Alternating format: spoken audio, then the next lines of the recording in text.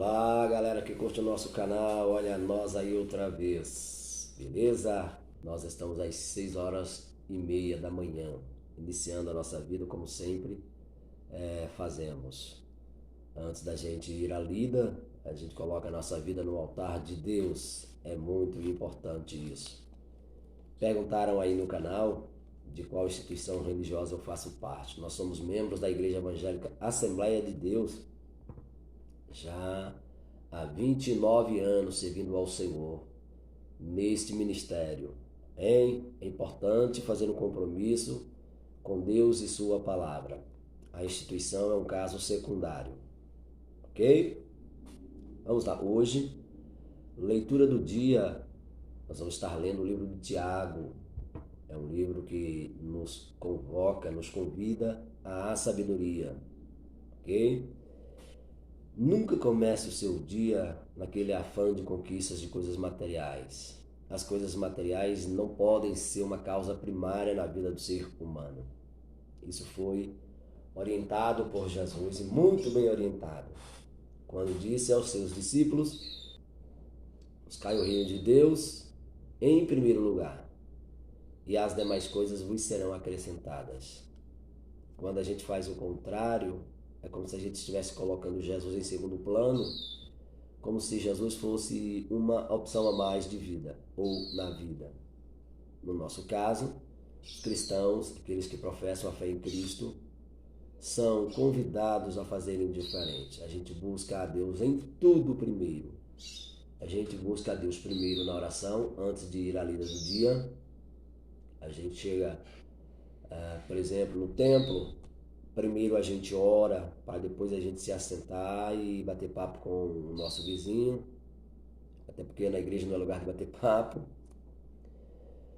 Quando a gente lança a mão do nosso salário, os crentes sabem disso.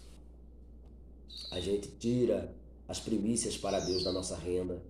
Foi um comportamento ensinado a Israel, que também é ensinado aos cristãos, sobretudo os pentecostais do século XXI. A gente tira as primícias. E é assim que Deus vai nos honrando. Vamos fazer uma analogia bem simples. Imagine que você é uma pessoa casada ou que tenha namorado ou namorada. E em todo o fazer da pessoa, em tudo ela te inclui e te coloca em primeiro lugar. A minha pergunta é, como você se sentiria numa situação dessa? Ou como você se sente? Pois bem, faça aqui o translado aqui de pessoas e de situações, de contexto. É exatamente isso que nós fazemos em relação a Deus. Ele em primeiro lugar, a nossa vontade subjugada à vontade dele. E aí, nada mais justo. Ele entende a nossa devoção, a nossa dedicação. É isso que é ser crente. Ser crente não é apenas estar numa instituição religiosa. Ah, já sou de uma denominação. Isso não é o bastante. A crença só tem validade se ela tiver praticidade, se tiver prática de vida no dia a dia. Essa aqui é uma. Vamos nós? No prefácio de Tiago, ele traz uma saudação dizendo: Tiago, servo de Deus e do Senhor Jesus Cristo, as 12 tribos que andam dispersas, saúde. Acerca das provas e tentações, ele diz: meus irmãos, tende grande gozo quando cairdes em várias tentações, sabendo que a prova da vossa fé produz paciência. Tenha, porém, a paciência a sua obra perfeita, para que sejais perfeitos, completos, sem faltar em coisa alguma. E se algum de vós tem falta de sabedoria, peça a Deus, que a todos dá liberadamente e não lança em rosto, e ser-lhe-á dada. Peça, porém, com fé, não duvidando, porque o que duvida é semelhante à onda do mar, que é levada pelo vento e lançada de uma para outra parte. Não pense tal homem que receberá do Senhor alguma coisa. O homem de coração dobre, inconstante em todos os seus caminhos, mas glorie-se o irmão abatido na sua exaltação, e o rico em seu abatimento, porque ele passará como a flor da erva, porque sai o sol com ardor, e a erva seca-se, e a sua flor cai, e a formosa aparência do seu aspecto perece. Assim murchará também o rico em seus caminhos. Bem-aventurado o varão que sofre a tentação, porque quando for provado receberá a coroa da vida, a qual o Senhor tem prometido aos que amam. Ninguém sendo tentado diga, de Deus sou tentado, porque Deus não pode ser tentado pelo mal e a ninguém tenta. Não é da natureza dele, né, pessoal? Mas cada um é tentado quando ido e engodado, quando atraído e engodado pela sua própria concupiscência. Depois, havendo a concupiscência concebido, dará luz ao pecado. O pecado, sendo consumado, gera a morte. Não erreis, meus amados irmãos. Toda boa dádiva e todo dom perfeito vem do alto, descendo do Pai das luzes, em quem não há mudança nem sombra de variação. Segundo a sua vontade, ele nos gerou pela palavra, a palavra da verdade, para que fôssemos como primícias das suas.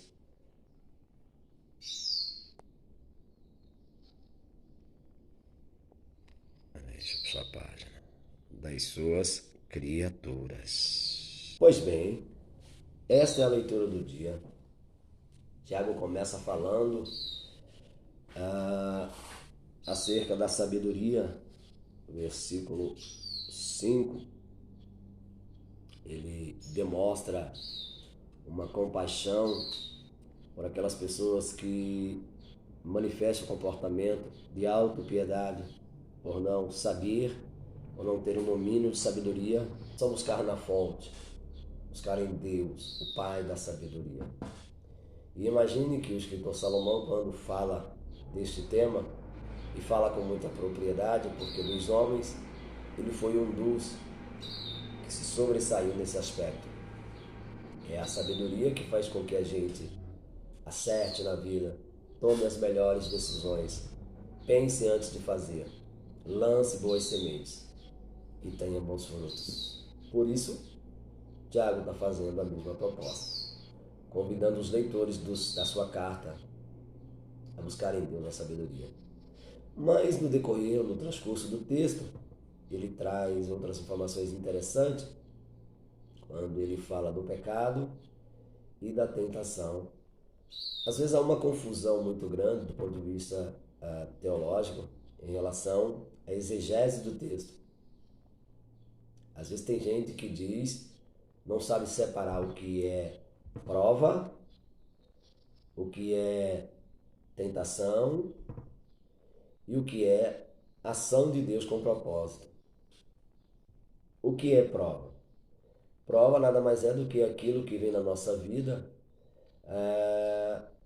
aleatoriamente, sem que você busque, dê vazão ou espere. Isso são provas. O que é tentação? Tentação nada mais é do que o resultado das suas escolhas ou das nossas escolhas. Às vezes a gente toma muitas decisões na vida sem buscar a Deus, sem consultar os anciãos, como fazia Israel, digo, as pessoas experientes, que Deus levanta no meio da sua igreja para nos aconselhar.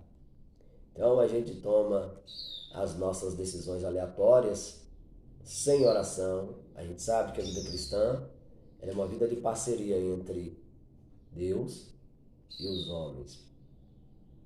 Nós temos esta consciência. Mas infelizmente muito crente, muito cristão, age como se não tivesse um acima dele que está apto. Ele mesmo disse, por ocasião da crucificação, ou antecipando a crucificação, Jesus disse: eu estarei convosco todos os dias até a consumação do século. Do ponto de vista teológico, obviamente, ele está falando que, assim como depois ele disse, o Espírito Santo estaria conosco, porque ele fisicamente não duraria muito tempo, a partir dali ele já estaria indo, né? Seria assunto aos céus. Mas a verdade é que o Espírito Santo está ao nosso dispor, ele é um amigo fiel, um companheiro, esta pessoa não é uma força, como dizem. O Espírito Santo é esta pessoa amigável, sensível, essa pessoa companheira e compreensível, está ao nosso lado todos os dias, na representação da Trindade. E aí, ao invés de buscar o conselho com esta pessoa maravilhosa, a começar do início do dia, aí sai cegamente. Como resultado, aí vem as tentações, as lutas, aí vem a incapacidade de sair das situações. Aí começa achando que Deus está tentando. Ora, Tiago diz, Deus a ninguém tenta, nem pode ser tentado. E por que Tiago diz isso? Porque é da natureza de Deus, santidade, pureza, é da pessoa de Deus, nas suas virtudes, no seu caráter. Tentação não faz parte. Tentação é o resultado da manifestação do comportamento de Lúcifer, lá, quando desceu. Então, por ser uma manifestação de uma coisa negativa, ela não está atrelada à natureza divina. Por isso que Tiago diz, não pode ser tentado e a ninguém tenta. Ok? Mas aí ele lembra, Tiago lembra, no versículo 18, 17, ele diz,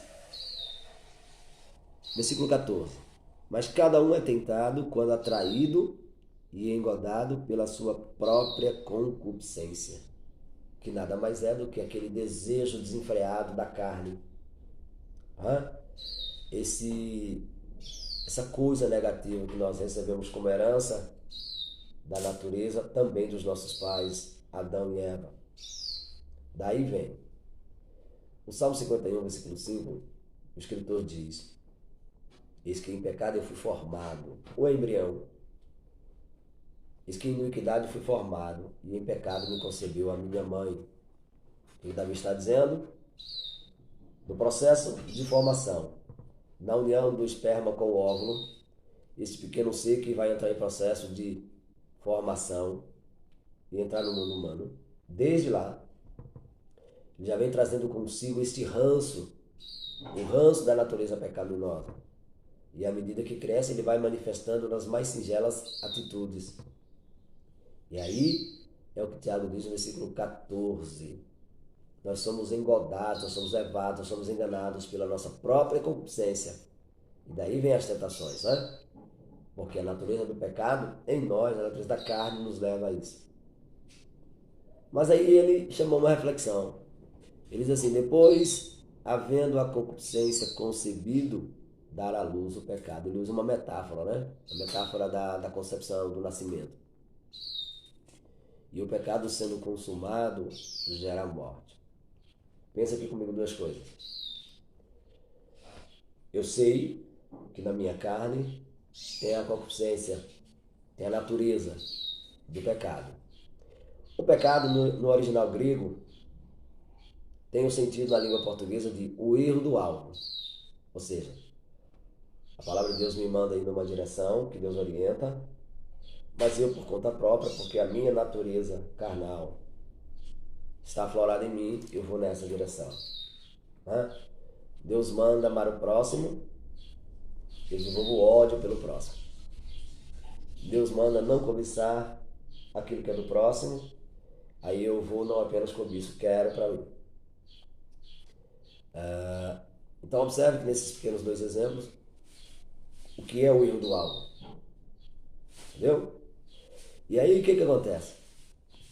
Tendo a natureza e fazendo ou permitindo que ela manifeste a ação, aí Tiago diz no versículo 15, havendo o pecado, havendo a concupiscência concebida, dá à luz o pecado. E o pecado sendo consumado, gera a morte. Isto é, a minha ação vai gerar um resultado. No conceito da física, né? Toda ação gera uma reação.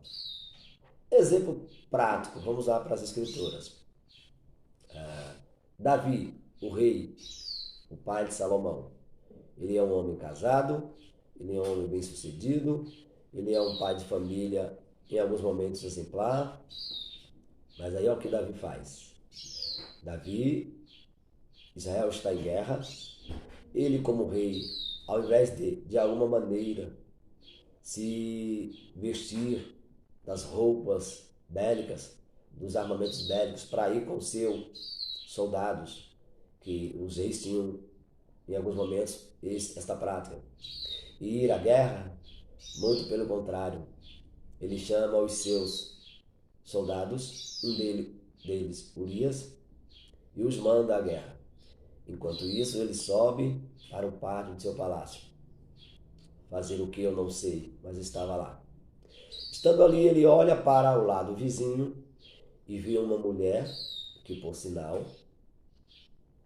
esposa de um dos seus soldados, Urias, e ao vê-la, não dá outra. Acontece exatamente aquilo que a ciência diz. Os homens, eles são atraídos por aquilo que vê, diferente das mulheres, que é por aquilo que ouvem. E aí, ele, já tendo na sua carne a natureza pecaminosa, o que ele faz? Ele manda, como rei, que tem autoridade, ele manda trazer a mulher do cara. E não dá outra. E ali se expõe ao ridículo. O que você acha que aconteceu depois? Toda ação, uma reação. Resumindo o texto. Daí veio um filho, daí veio mortes, daí veio uma aparente depressão que ele desenvolve depois, daí veio um sentimento de culpa, e daí veio o fracasso. Porque o pai que erra está dando aos filhos as ferramentas exatas de cópia para produzirem os mesmos comportamentos. Foi o que aconteceu com Davi. E aí, Deus chamou o profeta Natã para ir lá repreendê-lo e dizer que a partir dali Deus tomaria algumas decisões em relação a ele, inclusive que a sua vida moral seria exposta entre os seus próprios familiares. E é o que acontece. O filho morreu, Urias morreu, que ele levou o cara à guerra. Não se sabe o que aconteceu depois com aquela mulher, mas uma família possivelmente foi destruída. E a vida de Davi nunca mais foi a mesma. Muito embora ele tenha feito aquela